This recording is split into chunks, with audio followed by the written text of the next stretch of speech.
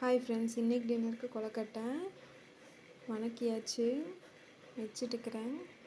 கொழுக்கட்டைக்கு சாப்பாட்டு அரிசி தான் ஊற வச்சுருந்தேன். அப்புறம் இட்லிக்கு உளுந்து அரிசியெல்லாம் ஊற வச்சுருந்தேன். இட்லிக்கு ஆட்டி முடிச்சுட்டு கடைசியாக கொழுக்கட்டைக்கு ஆட்டிக்கலாம் அப்படின்னு சொல்லிட்டு இருந்தேன். இட்லிக்கு உளுந்து ஆட்டி முடிச்சுட்டு அரிசி ஒருவா தான் போட்டேன். கிரைண்டரு ஓடலை, அப்படியே நின்றுச்சு, சுற்றவே மாட்டேன்ருச்சு. கிரைண்டர் சுத்தமானதையும் நம்ம வேறு கொழுக்கட்டைக்கும் வேறு சேர்த்து ஊற வச்சுட்டுமே இப்படிலாம் ஆட்டுதுன்ட்டு இருந்தேன்.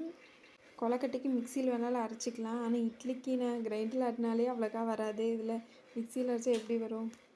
அப்புறம் இட்லிக்கு அரிசி மட்டும் பக்கத்து வீட்டக்காட்ட ஆட்டி தர சொல்லி ஆட்டி வாங்கிட்டு வந்து கலக்கி வச்சாச்சு. இந்த கிரைண்டரை நீ பழி வாங்குது. நாளைக்கு பொண்ணு மாப்பிள்ளைக்கு விருந்து போடுறோம். இப்போ பார்த்து கிரைண்டர் பழி வாங்கிடுச்சு. உளுந்து ஆட்டி கொஞ்சம் நேரம் கழித்து தான் அரிசி ஆட்டி கலக்கிச்சு.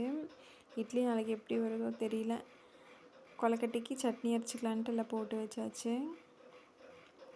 கிரைண்டர் ஓடாமல் போனதையும் சரி சாப்பாட்டு அரிசி தானே, பருப்பு சாப்பாடு வச்சுக்கலாம் அப்படின்னு சொல்லிட்டு இருந்தேன். அப்புறம் நாங்கள் ஏதான்ட்டு சரி கொழுக்கட்டையே வச்சுக்கலாம் அப்படின்னு சொல்லி வச்சாச்சு, மிக்சியில் அரைச்சி. நாளைக்கு நான்வெஜ் செய்கிறதுக்காக நாங்கள் அத்தை ஆத்தா எல்லாம் வெங்காயம் தொளிச்சிட்டு இருந்தாங்க. தீக்ஷித்து எழுதுறேன்னு சொல்லிட்டு இந்த டேபிளில் எழுதவே மாட்டான். இவங்ககிட்டையெல்லாம் சீன் போடணும் அப்படிகிட்டையெல்லான்ட்டு எடுத்துகிட்டு வந்து எழுதிட்டு இருக்கிறான். நாங்கள் எல்லோரும் சாப்பிட்டாச்சு. சர்வீனுக்கு மட்டும் கொஞ்சம் கோவம், அதனால் சாப்பாடு வேண்டான்னு படுத்துட்டான். அப்புறம் ஆத்தா விடுவேனான்னு சொல்லி எல்லாத்தையும் போய் எழுப்புங்கன்னு எல்லோரும் எழுப்பி பார்த்து எழுந்திரிக்கவே இல்லை. கடைசியாக மாமா போய் கூப்பிட்டு வந்தார். 2 போதுன்னு சாப்பிட்டான். அதுக்கப்புறம் ஆத்தா ஊட்டி விட்டுச்சு. நாங்கள் சாப்பிட்டதுக்கப்புறம் தான் வீடியோ